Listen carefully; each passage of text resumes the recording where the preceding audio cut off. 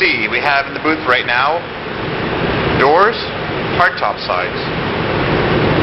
And the bodywork has been done. Priming has been done. It looks like they've been all prepped and ready to go. And it looks like they're going to go into possibly a sealer and then a paint. This is where they hang.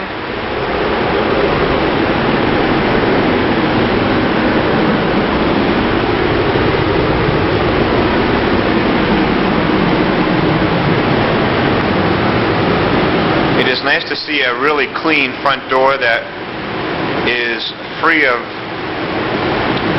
major fabrication, because typically on a front door you have a lot of issues at the bottom here, but this is all factory lines, factory holes here for drainage,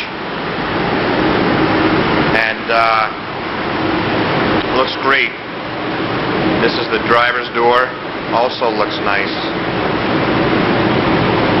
Rear ambulance doors look great. So soon enough we'll have color. We do have the the aluminum body. No, the stock steel body back from Linux. That will be sanded up and probably be coming in next. That will allow us to start bolting things to it as we race to the end of the project.